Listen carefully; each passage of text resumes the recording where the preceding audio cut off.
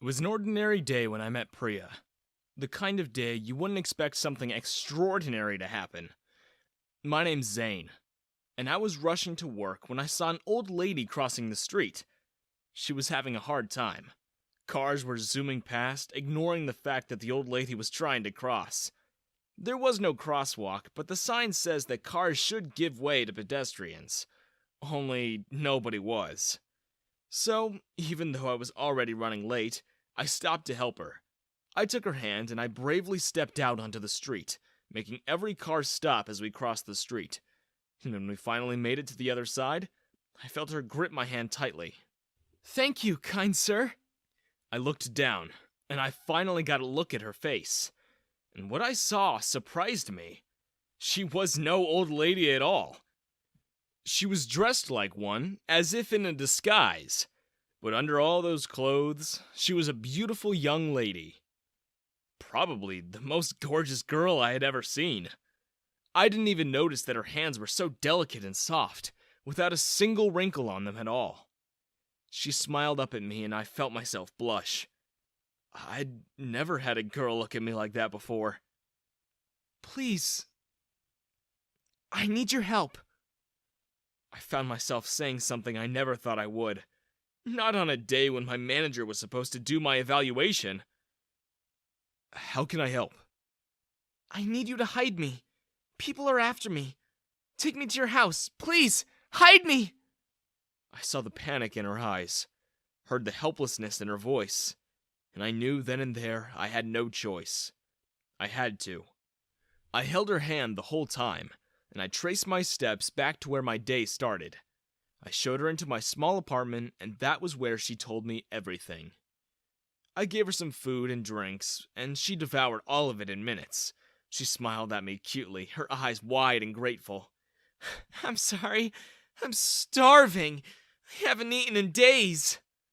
Priya told me everything.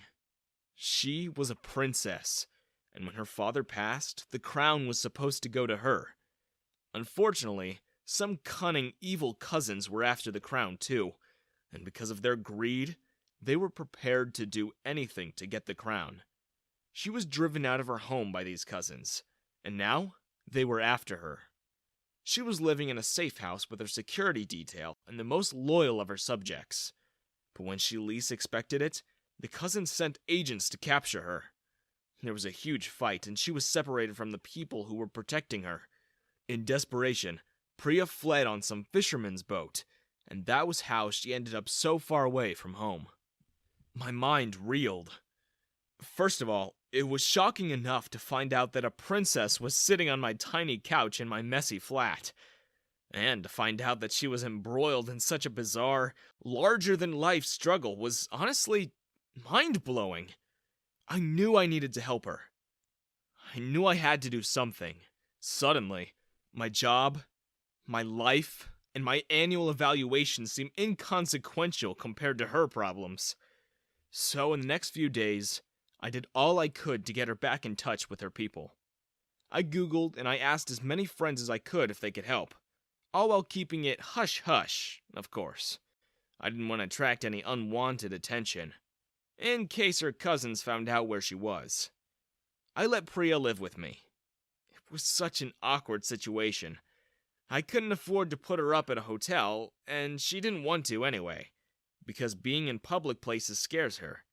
So she stayed at my tiny one-bedroom, and the strangest part of it is that I still had to work and live my life. She was often there alone. During those days, I noticed changes in my house. She would arrange things, clean them, and whenever I got home, there would be dinner waiting for me. She would serve me piping hot dishes that warmed my heart.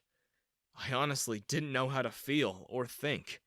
Here she was, a princess who probably had hundreds of maids, and she was serving me. She was looking after me, like she was some housewife who suddenly entered my dull, boring life. I can't say I didn't enjoy it. She was beautiful, and she was kind, and very interesting. It just all seemed so surreal.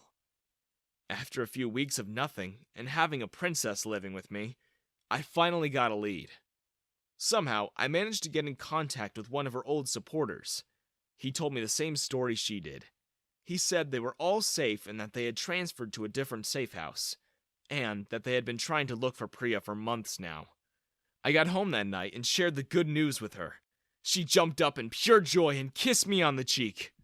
Oh, thank you, Zane. You don't know how happy this makes me. You saved my life. And now you've done it again. I can't believe this. I don't know how I would be able to repay you.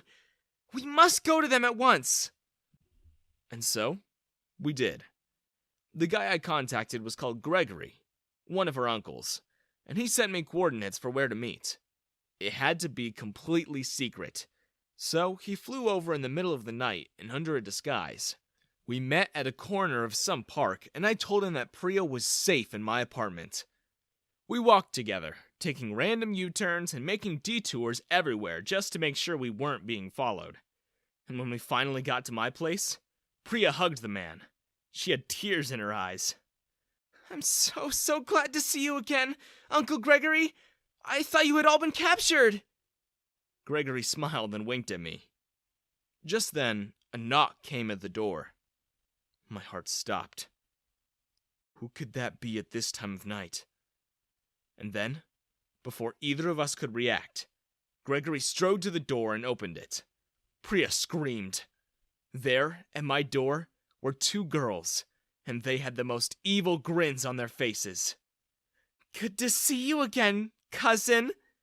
Oh, and who's this? You didn't tell us you'd found yourself a handsome, strapping lad. I guess now that you won't be queen, I can have him. Not before I take him for myself. We were ever so hurt when you skipped town. Oh, I'm so glad Uncle Greg found you for us. Priya turned to her uncle with tears in her eyes. You! It was you! Yes, of course. I was the one who told them about our safe house, too. You still hadn't figured that out? My. You really don't deserve the throne. Did you really think I would just let go of the fact that your father humiliated me and my family when he stripped us of that title? Oh, for a tiny tax mishap! You stole $3 million from the treasury, and I still let you back into the fold. Well, now it's your turn to be punished. Princess. I knew it was my only window. I had to act fast, or her life will be in danger once more. I had grown attached to Priya, so I did the only thing I can do. I kicked my chairs at them and I grabbed Priya and carried her. I ran as fast as I could. There were men outside the house. Scary men. Luckily, I was very light on my feet and used to dodging people as a waiter, so I got out of there with no trouble at all. I went on a loop and ended up going through the back gate of my apartment. I hid with Priya in the shed where I kept my old stuff. I figured they would never find us if we hid in the house we just escaped from. And I was right. They were gone in minutes. I packed my bags and made sure I got some blankets. I broke my piggy bank and took every single dollar out. I called my boss as we ran in the cover of darkness for the harbor. What do you mean you can't make it tomorrow? You've missed 3 workdays this month, Zane! And you missed your own annual evaluation! If you don't show, you're fired! That's fine, boss. I'm saving a literal princess's life at the moment, so I think that trumps working for you. When we finally reached the harbor, we stayed in one of the boats, wrapped in blankets, until finally, at around 4 in the morning, the fisherman came in. I offered all the money I had, just for them to take us to Priya's country. It was a long journey, but when I told them our story, they offered to do it for free. And so, I snuck Priya back to her land. And once there, we were able to find her people. From all the evidence they gathered, they took her cousins and uncle to court. And once again, they were all stripped of their titles. Priya was reinstated as princess, and was soon to be crowned queen. It was then that she asked me to stay. and because I had nothing going for me back home, I said yes. At first, a lot of the aristocrats and nobles hated me. They said I didn't deserve to be king, that I was a nobody. But when Priya told them everything I did for her, they changed their minds, and the people loved me. They called me a national hero for saving their beloved princess. They even made a movie about Priya's journey and how I rescued her. Priya and I got married, and just before her coronation, thousands of people greeted us in the streets. And Priya was so beautiful that day. She asked me what I wanted the most in the whole world. It's to say thank you for rescuing me. Anything in the world. I smiled. I already have what I want. Priya blushed. Although, if you wouldn't mind, there is one thing. Just one. It's done. Priya and I visited the restaurant I bought, and once we were there, I greeted my old boss. There were hundreds of people outside. Some of them were reporters curious about why a queen and her king were there. My boss's jaw dropped when he recognized me. I just smiled at him. I've never seen this place so full. Must be us coming to visit. Oh, and by the way, boss, you're fired.